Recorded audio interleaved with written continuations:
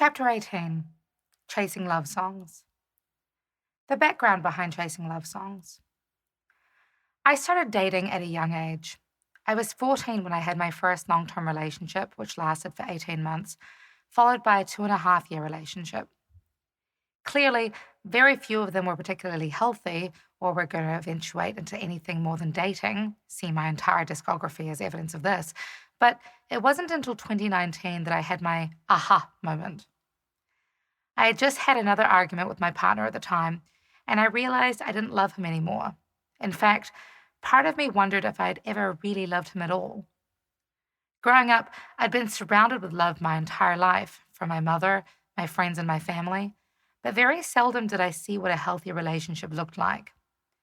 I absorbed messaging from films and books, yet I had never really experienced what good love was or looked like. But I wanted to recognize it. I wanted to feel it. I wanted to be in it. So instead of waiting for the healthy relationship to grow, foster, and develop, I would chase the story, chase the song. I was in love with the idea of being in love, so I jump headfirst into the dreams I wanted to live, which would then often lead to disappointment and a plethora of songs to follow. The songwriting process for chasing love songs. Upon having my aha moment, I started writing chasing love songs, actually chronicling how I'd found myself in my existing relationship at the time. I was a mess. You took my hand. I always wanted to believe. It was raw, it was honest, and the boyfriend I was dating at the time hated it. But I let it pour out of me anyway. In order to save myself, I needed to be raw and real with myself. I needed to recognize the bad habits I'd created when it came to love and self-respect in order for me to grow into the person who deserved better. If I was in love with the idea of being in love, then what were the actions I'd taken to get to this point? And how could I reverse those actions, break those habits, and become a better, happier, healthy person, single or not? How chasing love songs saved me. Clearly, the relationship didn't last much longer. The more I sang chasing love songs on stages around the country and the world, the more resolute I became that I was sick of being in love with love alone. I wanted and deserved to be with someone that I actually loved, and more importantly, actually loved me. I realized that the first step to healthy love was loving yourself, radically. Taking yourself on dates, I call them me dates, spending time alone doing things for you, and regaining your independence as opposed to constantly bending over backwards for the other person. I wanted my next song to be a love song for myself, to remind myself that I was worthy of my own love. The concept of finding your other half is false, I believe. You need to be whole before you can really allow yourself to give of yourself to someone else. For this reason, I now start every day completely selfishly, making sure that I'm practically unreachable before 12 p.m. I'm 100% available after noon, but before lunchtime, I'm meditating, working out, and feeding my soul, because I can't pour from an empty cup, in life or in love. Activity. Given the importance of self-love and appreciation, what are some ways that you can fill your own bucket on a daily basis? Mentally, it could be reading, listening to motivational speeches, or stimulating the brain by doing puzzles. Emotionally, that could mean watching a good movie, singing your favorite songs at the top of your lungs, or writing in your journal. Physically, they say 30 minutes of cardio or exercise a day is ideal for optimal health. What are your favorite forms of exercise? Mine include running, lifting weights, and doing Krav Maga. Spiritually, the Zen proverb states, you should sit in meditation for 20 minutes every day, unless you're too busy. Then you should sit for an hour. This could also include reading books on spirituality. My favorite go-to at the moment is Deepak Chopra's 7 Spiritual Laws of Success.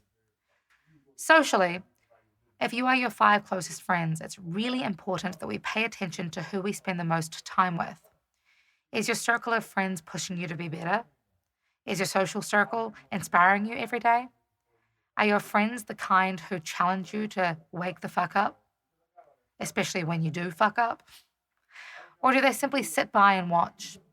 And most importantly, are your friends growing in the same direction as you are and in the same direction as you want to be?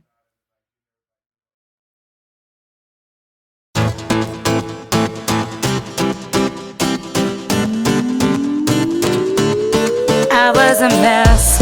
You took my hand. I didn't want nobody else. With a kiss on the cheek, sigh of relief. I wanted to let myself believe.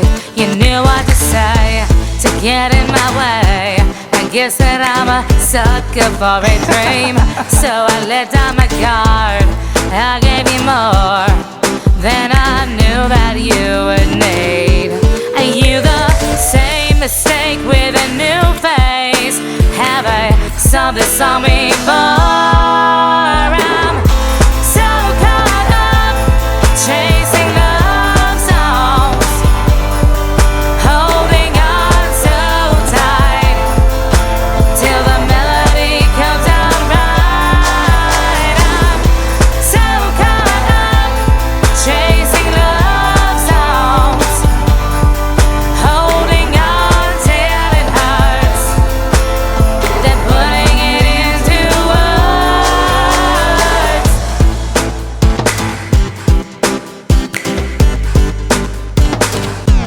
It doesn't make sense, I'll say it again.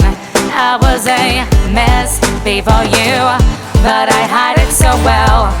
No one can tell which one of us is the messy fool.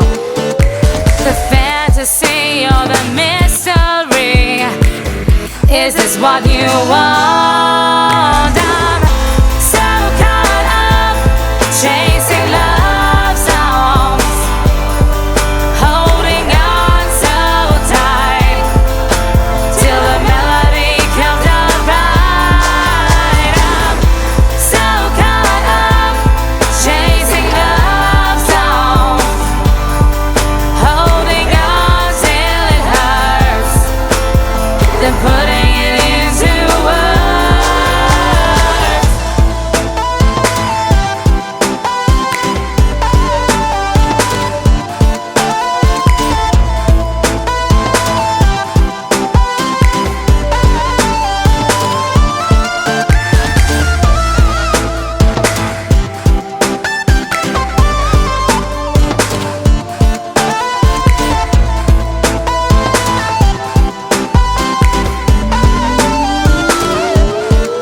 So I'll dedicate a record with your name on the front, and you will sing along with every song, never knowing what went wrong. I'm so caught up chasing love songs, holding on so tight till the melody comes out right. I'm so caught up chasing love songs, holding on till it hurts, then putting it into words.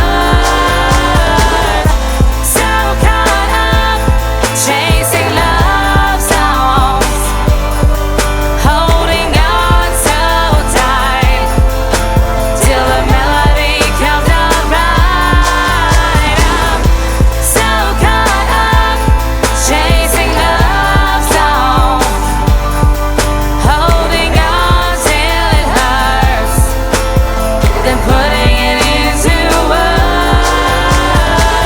All right, I did warn you.